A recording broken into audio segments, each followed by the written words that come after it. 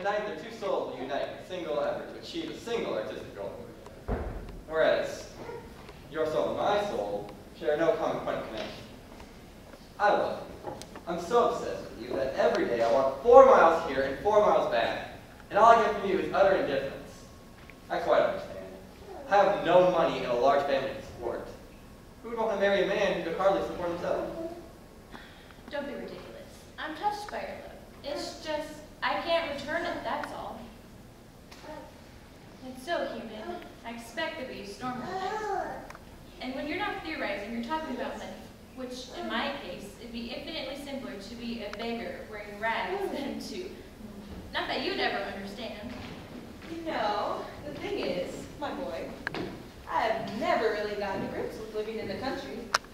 And, well, I hardly even say this, but I don't think I'll ever feel on top of it. Now, I went to bed at 10 last night, and then I woke up at 9, feeling as if all that sleep had gone my brain into my skull. And then I nodded off again, quite by accident, and now I feel shattered, as if I were in the middle of some nightmare or something. Yes, you'd be much better off in town. We're going to start the play soon, but you shouldn't be here right now. Please go in. Oh, Masha, would you be so kind as to ask your father to untie the dog? It was howling all night, and it kept my sister awake. Please, go ask my father yourself. I'm not going to. Don't ask me. Come on. You'll be sure to send someone for us in good time. And that means the dog's going to howl all night again. It's all nonsense, really. You know, I've never been able to live in the country the way I wanted to. Back in the old days, I used to get a day or two off and I'd come down here for a break. You know what I mean? But there'd always be so many idiotic little problems to be dealt with. You wouldn't be here a day before you'd be desperate to escape again. I've always been delighted to get away from this place. But now I'm retired. I have nowhere else to go when it comes down to it. So, on we go, whether you like it or not. Go for a swim. All right, just be back in your places in 10 minutes. We'll be starting soon. Here it is, our stage. The curtain, one wing and the other, and beyond that, empty space. No set of any kind. Open view of the lake and the horizon. We'll raise the curtain at exactly 8:30, just as the moon is rising. Wonderful. Of course, if Nina's late, the whole effect will be ruined. Her father and stepmother keep a very close watch on her, and for her, getting out of the house is like a prison break. Your hair seems to be in a bit of shambles. Could you do with a trim? Yes, it's the tragedy of my life. I was all the same when I was young, you know. Always looked as if I'd been on the bottle, you know what I mean? Men never took to me. So, why is my sister in such a bad mood? Why? Because she's bored. And she's upset. She's anti-me, anti-play, anti-my performance. Because Nina's in it and she's not. She hasn't even read it. She already hates it. You're imagining it, honestly. She's jealous that even on this tiny little stage it'll be Nina's triumph and not hers. My mother's a real psychological curiosity. Undoubtedly talented, intelligent, capable of crying her eyes out over a book. She can rattle off the whole Neckersoft by heart, or look after the sick like an angel. But just try praising Doucet in front of her. Ha! She's the only one you can praise. She's the only one you can write about. You have to foam at the mouth about her astonishing performance in La Dame aux Camélias, or The Ecstasy of Life. But since there's no particular supply of this drug out in the country, she gets bored and irritable.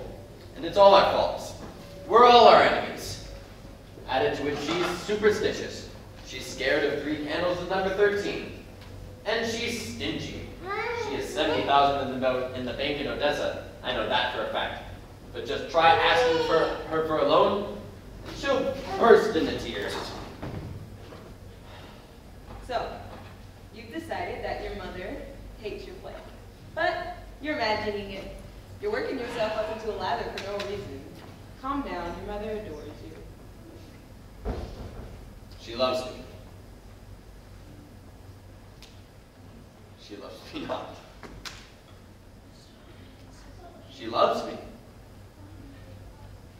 she loves me not. She loves me. She loves me not. You see, my mother doesn't love me. How could she? She wants to live and love and wear vivid blouses, but here I am, 25, and a constant reminder that she's not young anymore. When I'm not around, she can be 33. But when I am, she's 43, and she hates me for it. Not to mention, she knows I hate the theater. She loves the theater. Seems to think she's the sacred cause of art. Whereas as far as I'm concerned, theater's in a blind alley. A fenced-off blind alley. When those geniuses, those priests of the sacred art, go out onto that stage, artificially lit, in a room with three walls, try and reenact the way we eat, live, love, move about and put our jackets on. When they try and decoct some moral out of their crass, dreary lines. Some petty, oversimplified moral, some one-size-fits-all moral for handy domestic use. When I'm handed the same thing over and over and over again, well then I run for it.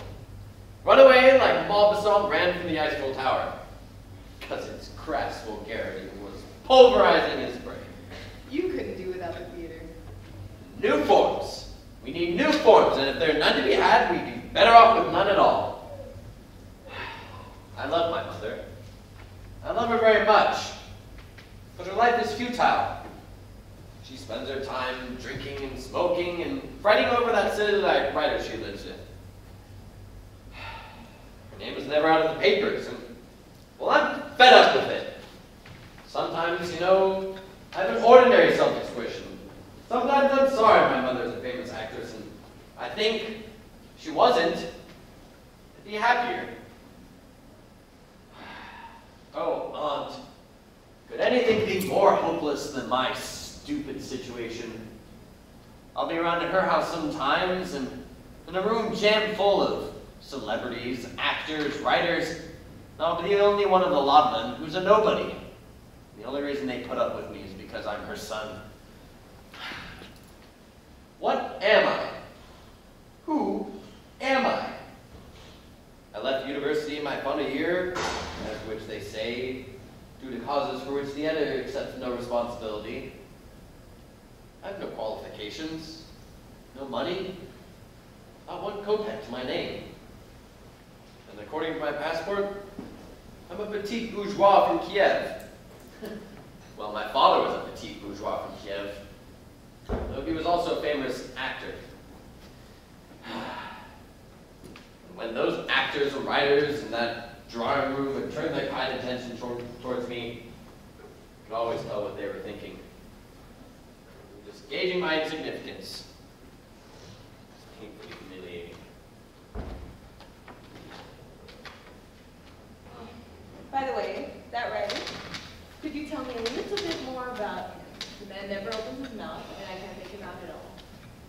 He's unpretentious, a bit, you know, melancholy. He's not even 40 yet, but his cup already runneth over. As for his writing, well, what can I say? It's charming. If you've read Tolstoy or Zola, you wouldn't want to read Trigorin. Well, my boy, back in my youth, I had two passionate desires: to get married and to become a famous writer.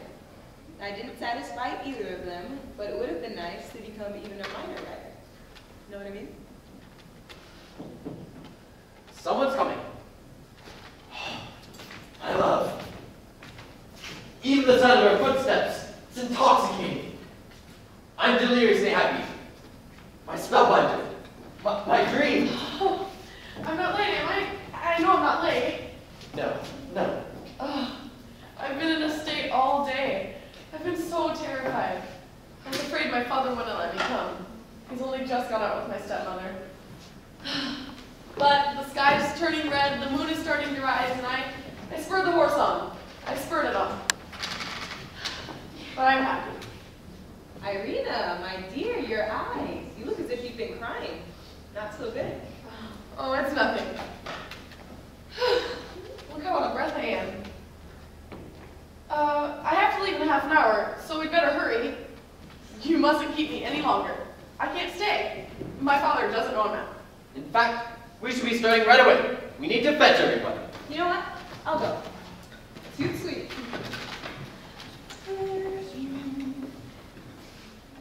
You know, I once piped up singing like that, and a prosecutor, a colleague of mine, said to me, "I must say, Your Excellency, you have a powerful voice." But then he thought again and said, "Powerful, but it is."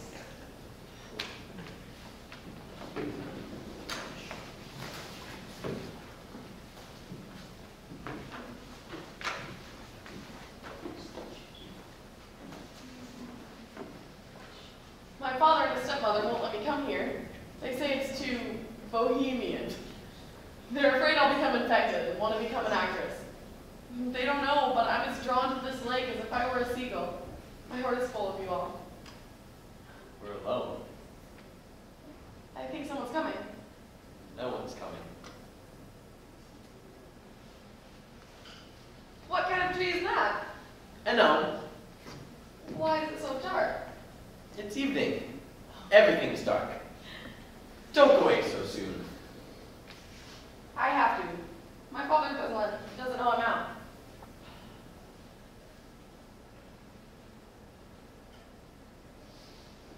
Or let me come home with you. I'll just stand in the garden all night, gazing up at your window. You mustn't. The watchman will catch you.